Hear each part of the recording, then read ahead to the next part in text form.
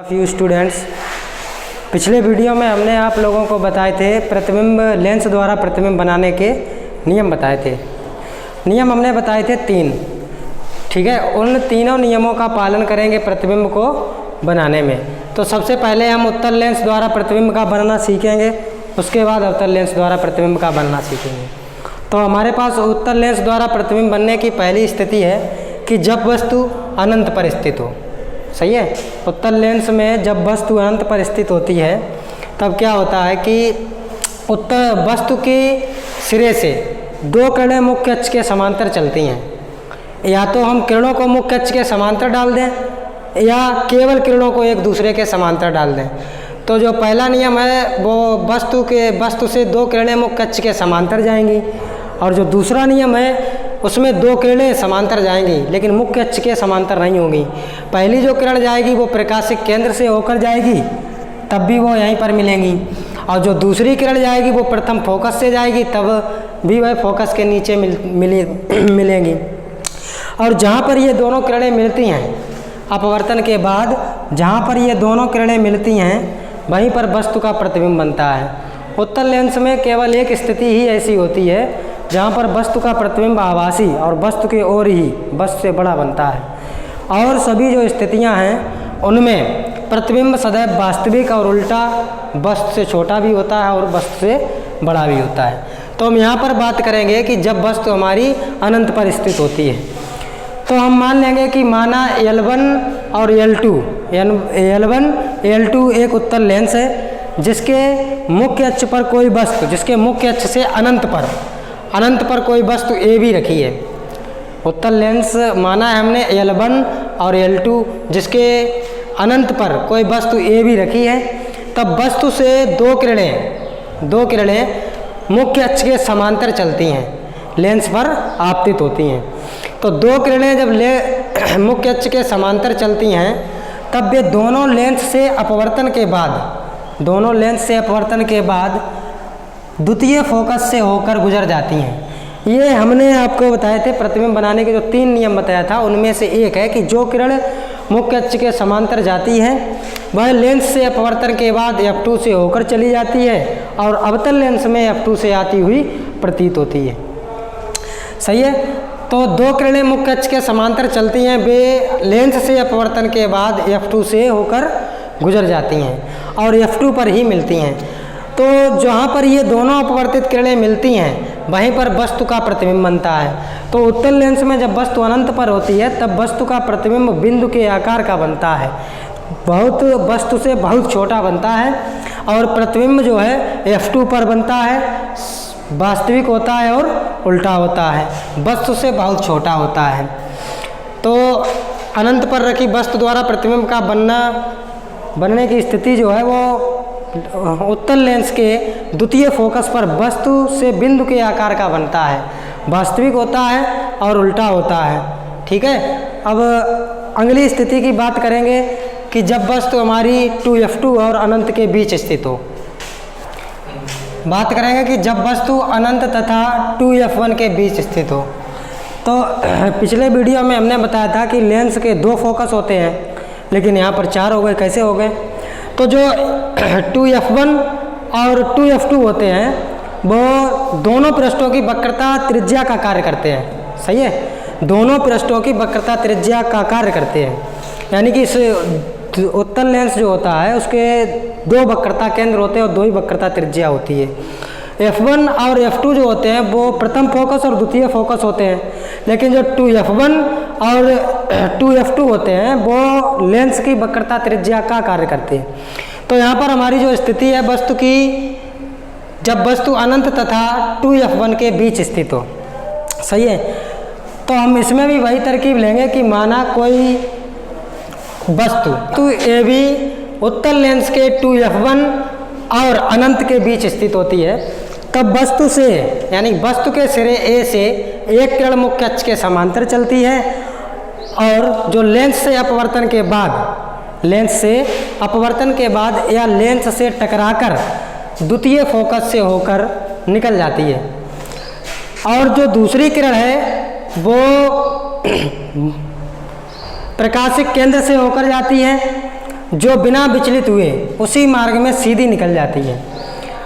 जो हमने 3 नियम दिए थे आपको प्रतिबिंब बनाने में, उसमें एक नियम ये भी था कि जो किरण प्रकाशिक केंद्र से होकर जाती है, चाहे वो उत्तल लेंस हो चाहे अवतल लेंस हो, तो उसमें था कि वो अपवर्तन के बाद बिना विचलित हुए अपने उसी मार्ग में सीधी चली जाती है।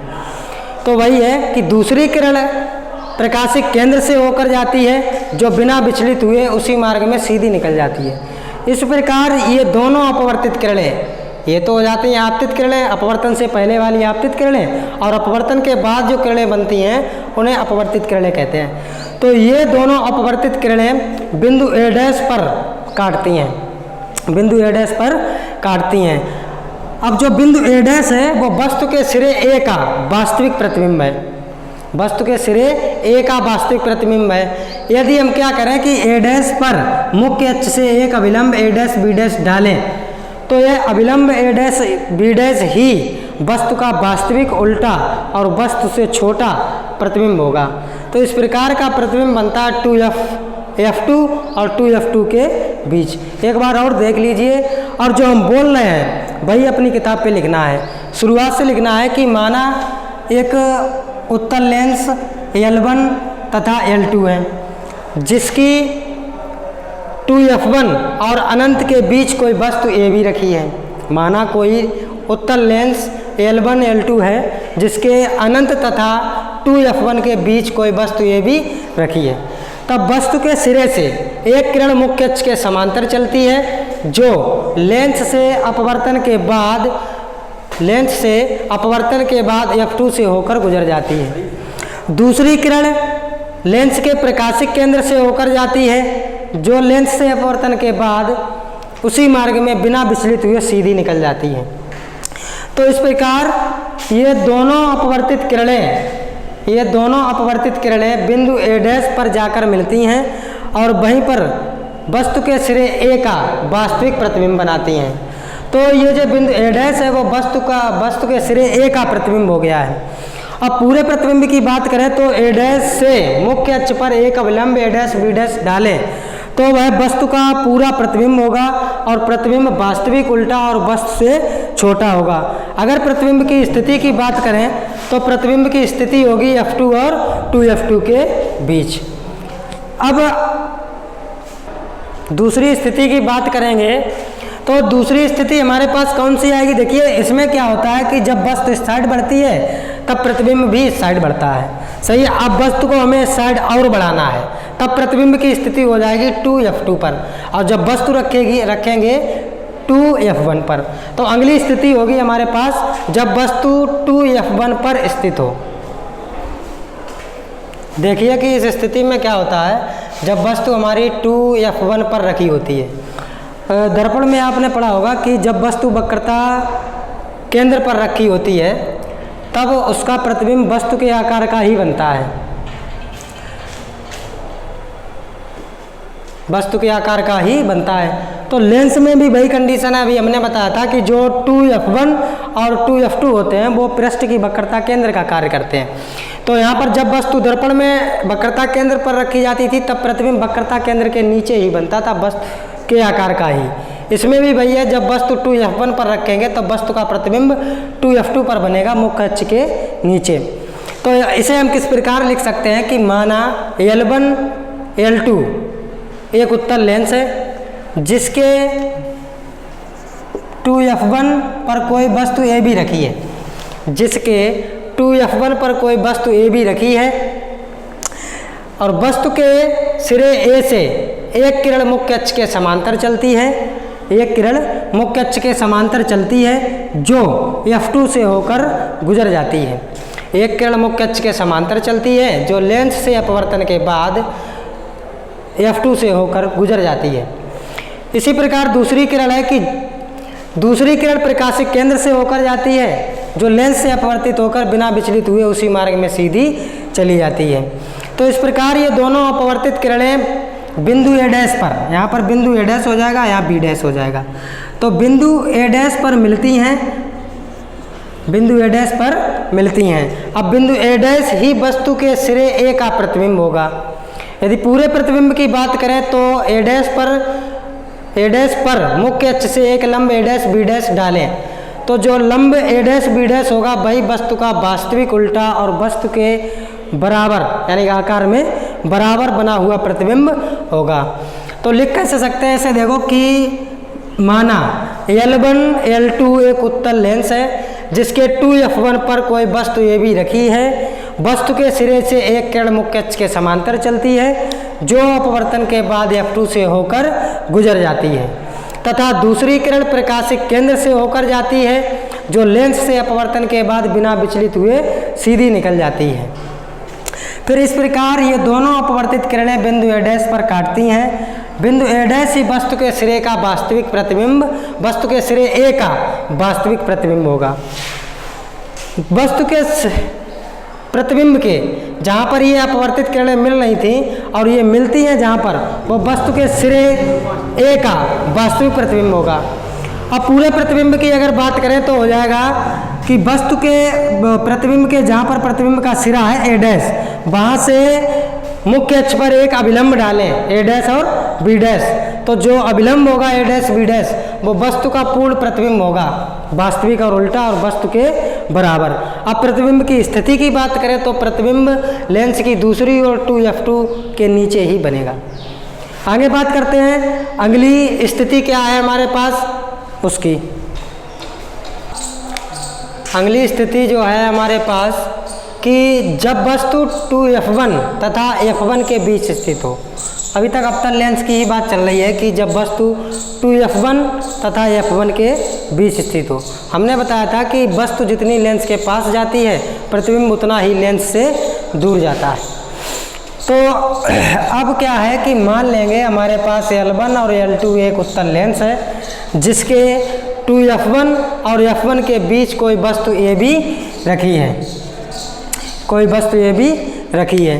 तब वस्तु के सिरे से एक किरण मुख्य अक्ष के समांतर चलती है जो लेंस से अपवर्तन के बाद, जो लेंस से अपवर्तन के बाद F2 से होकर गुजर जाती है तथा दूसरी किरण प्रकाशिक केंद्र से होकर जाती है जो लेंस से अपवर्तन के बाद उसी मार्ग में बिना विचलित हुए सीधी निकल जाती है, बिना विचलित हुए सीधी निकल जाती है। तो इस प्रकार ये दोनों अपवर्तित किरणें बिंदु ए डैश पर मिलती हैं। बिंदु ए डैश वस्तु के सिरे ए का वास्तविक प्रतिबिंब होगा। अब बिंदु ए डैश से मुख्य अक्ष पर एक लंब ए डैश बी डैश डालें तो वह अभिलंब ही वस्तु का वास्तविक प्रतिबिंब होगा। प्रतिबिंब वस्तु से थोड़ा बड़ा होगा और इसकी स्थिति की बात करें तो प्रतिबिंब 2F2 और अनंत के बीच बनेगा। एक बार और देख लें शुरू से कि इसे लिखना कैसे है। माना L1 L2 एक उत्तल लेंस है जिसके 2F1 और F1 के बीच कोई वस्तु ए बी रखी है। तब वस्तु के सिरे से एक किरण मुख्य अक्ष के समांतर जाती है जो लेंस से अपवर्तन के बाद F2 से होकर निकल जाती है तथा दूसरी किरण लेंस के वक्रता केंद्र प्रकाशिक केंद्र से होकर जाती है।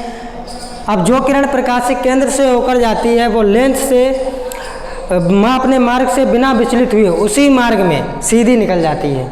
तो इस प्रकार ये दोनों अपवर्तित किरणें बिंदु ए डैश पर काटती हैं। बिंदु ए डैश ही वस्तु के सिरे ए का वास्तविक प्रतिबिंब होगा। अब बस बिंदु ए डैश से मुख्य अक्ष पर एक लंब ए डैश बी डैश डालें तो जो लंब ए डैश बी डैश है वो वस्तु का पूरा प्रतिबिंब होगा। इस स्थिति में प्रतिबिंब वास्तविक, उल्टा और वस्तु से कुछ बड़ा और 2F2 और अनंत के बीच बनता है। अगली स्थिति है हमारी जब वस्तु F1 पर स्थित हो। अभी हमने बताया था कि जब वस्तु लेंस के पास बढ़ती जाती है प्रतिबिंब उतना ही लेंस से दूर हटता जाता है। अगली स्थिति की बात करेंगे कि जब वस्तु F1 पर स्थित हो।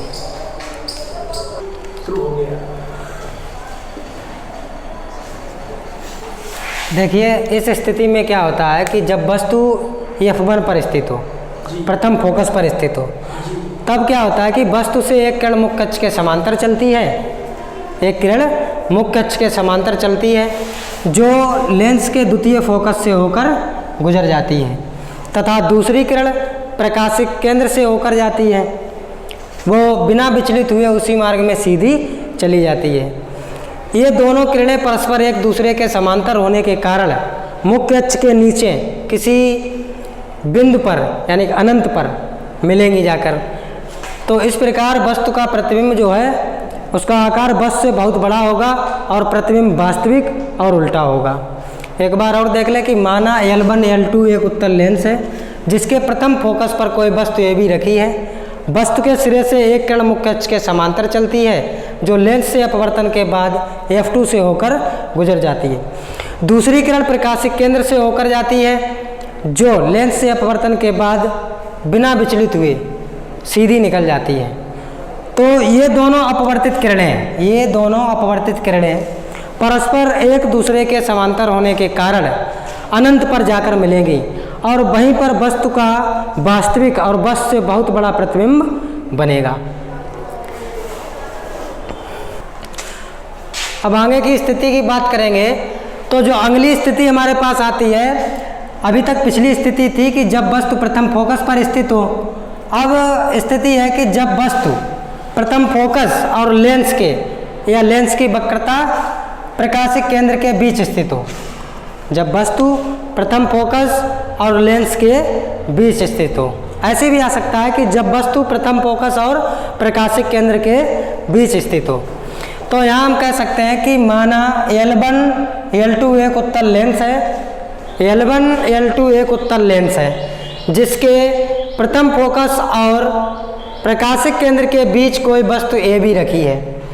तब वस्तु के सिरे से एक किरण मुख्य अक्ष के समांतर चलती है, एक किरण मुख्य अक्ष के समांतर चलती है, जो लेंस से अपवर्तन के बाद F2 से होकर गुजर जाती है, तथा दूसरी किरण प्रकाशिक केंद्र से होकर जाती है, जो बिना विचलित हुए उसी मार्ग में सीधी चली जाती है।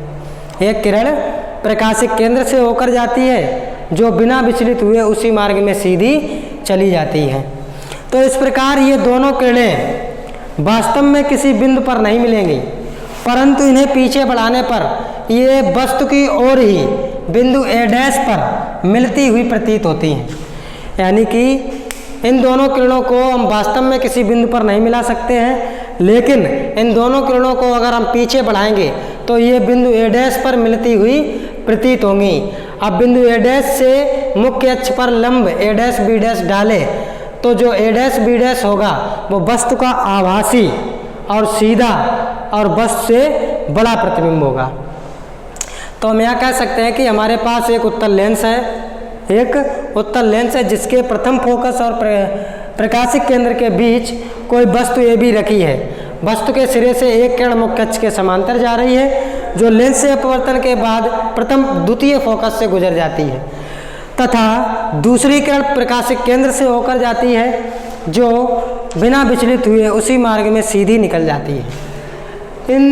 ये दोनों अपवर्तित किरणें वास्तव में किसी बिंदु पर नहीं मिलती हैं, परंतु इन्हें पीछे बढ़ाने पर ये बिंदु A' पर मिलती हुई प्रतीत होती हैं। अब बिंदु A' से एक लंब A' B' डालें मुख्य अक्ष तक, तब जो A' B' लंब होगा वही वस्तु का आभासी सीधा और वस्तु से बड़ा प्रतिबिंब होगा। धन्यवाद। आज के लिए इतना काफ़ी है। कल आगे कुछ टॉपिक की बात करेंगे।